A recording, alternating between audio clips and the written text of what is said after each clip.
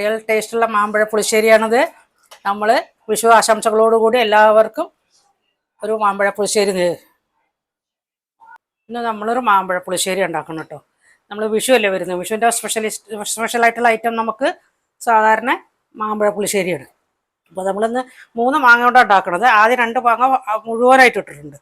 അതിലേക്ക് ഇനി നമ്മൾ ഈ ഒരു മാങ്ങ നമ്മൾ ചെത്തിയിട്ട് എടുത്തിട്ടുണ്ട്. ഇതിങ്ങനെ മുഴുവട്ടാ ഈ കറിയിലോട്ട് ടേസ്റ്റ് നല്ലോണം ഇറങ്ങിച്ചില്ലില്ല. അപ്പോൾ നമ്മളിത് എന്ത് ചെയ്യും, ഇതൊന്ന് മിക്സിയിൽ അടിച്ചിട്ട് അതും കൂടി ചേർക്കും. അപ്പോൾ നല്ല മാമ്പഴത്തിൻ്റെ ടേസ്റ്റ് ഉണ്ടാവും. അല്ലെങ്കിൽ പിന്നെ ശർക്കരയോ പഞ്ചസാരയോ ഇട്ടിട്ടാണ് നമ്മൾ മധുരം വരുന്നത്. ഞാനത് ചേർക്കുന്നില്ല, അത് അരച്ച് ചേർക്കും.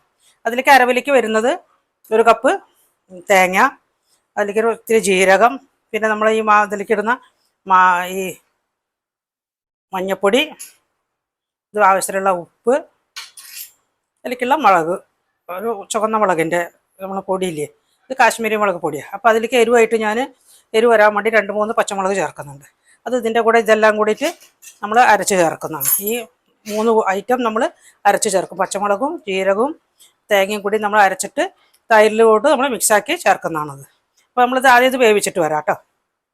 നമ്മളിപ്പോൾ സ്റ്റവ് കത്തിച്ചിട്ട് ഇതിൻ്റെ 1 ഗ്ലാസ് വെള്ളം കൂടി ചേർത്ത് കൊടുത്ത് നമ്മൾ ഇത് മൺചട്ടിയിലാണ് കേട്ടോ തയ്യാറാക്കണം. കാരണം നമ്മളിത് തൈര് ചേർക്കുന്നുണ്ട്.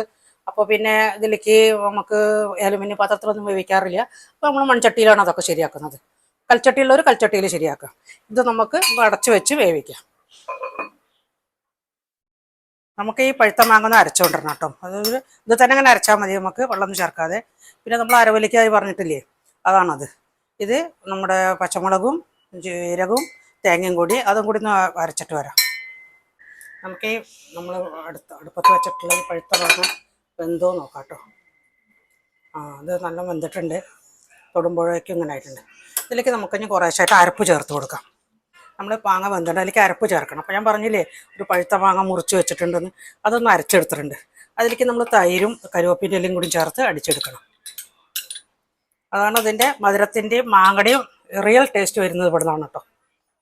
നമ്മൾ ഈ ഇത് അരച്ച് കൊടുക്കും, ഇതിൽ ചേർത്ത് കൊടുക്കുന്നുണ്ട് കേട്ടോ. ഈ അരപ്പും ചേർക്കും, ഇത് മാങ്ങയും തൈരും കൂടി അടിച്ചെടുത്തത്. ഇത് നമുക്ക് അല്പം വെള്ളമൊക്കെ ചേർത്ത് ശരിയാക്കി എടുക്കാം. അതിൻ്റെ പുറത്ത് കൂടെ ഈ അരപ്പും കൂടി ചേർക്കുന്നു. നമ്മൾ തേങ്ങയും പച്ചമുളകും ജീരകം കൂടി അരച്ചെടുത്തില്ലേ, അതും കൂടി ചേർക്കുന്നുണ്ട്.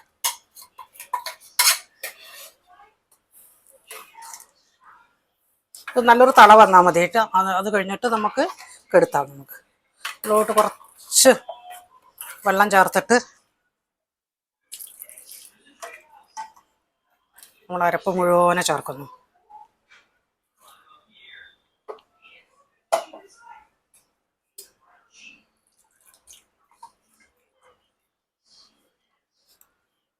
നമ്മൾ ഈ അരപ്പും കൂടി വെള്ളം ചേർത്ത് ഇതിപ്പോൾ നല്ല ആ മാങ്ങ അരച്ച ചേർത്തതിൻ്റെയും തേങ്ങ അരച്ച ചേർത്തോട് കൂടിയിട്ട് നല്ല കൊഴുത്ത നല്ല മാമ്പഴ പുളിശ്ശേരി. ഇതൊന്ന് തിള വന്നിട്ടുണ്ടെങ്കിൽ നമുക്കതിലേക്ക് കടുക് വറക്കാം.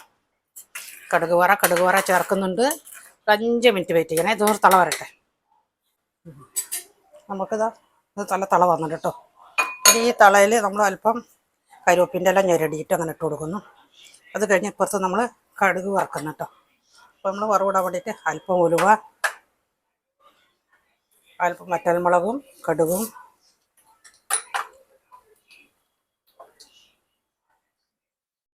അതിലേക്ക് അല്പം കരുവേപ്പിൻ്റെ ഇല.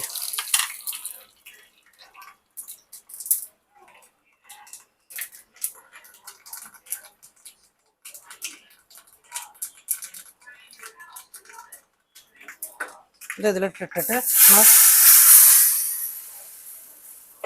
നമ്മൾ അടച്ചു വെക്കുന്നു. ഇനിയിപ്പോൾ ഇത് ഇളക്കില്ല കേട്ടോ. അത് അടച്ചു വെച്ച് ഒരു 10 മിനിറ്റ് കഴിഞ്ഞേ ഇത് നമ്മൾ തുറക്കുള്ളൂ. അപ്പോൾ നമ്മുടെ മാമ്പഴ പുളിശ്ശേരി ഇതാ ചട്ടി ആയതുകൊണ്ടാണ് ഇത് തിളച്ചുകൊണ്ടിരിക്കുന്നത്. അതാണ് വേഗം കെടുത്തുന്നത്. അല്ലെങ്കിൽ അത് സാധാരണ പാത്രത്തിലാണെങ്കിൽ തിളച്ചുകൊണ്ടിരിക്കില്ല. മൺചട്ടിയോ കൽച്ചട്ടിയോ ആണെങ്കിൽ കുറച്ച് നേരം ഇങ്ങനെ ചൂടും തളയൊക്കെ വന്നുകൊണ്ടിരിക്കും. അപ്പോൾ അതിലിരുന്നിട്ടാണ് ആ തേങ്ങയും ഇതൊക്കെ കൂടി വേവുന്നത്. അപ്പോൾ നമ്മൾ നല്ല മാമ്പഴ പുളിശ്ശേരി റെഡിയാണ്. അപ്പോൾ വിഷുവിന് എല്ലാവരും ട്രൈ ചെയ്യണം. എല്ലാവരും സബ്സ്ക്രൈബ് ചെയ്യണം. എല്ലാവരും ഷെയറൊക്കെ ചെയ്ത് ഞങ്ങളെ നല്ല പ്രൊമോട്ട് ചെയ്യണം. കമ്പൽസറി ആയിട്ട് സബ്സ്ക്രൈബ് ചെയ്യണം കേട്ടോ. ബൈ.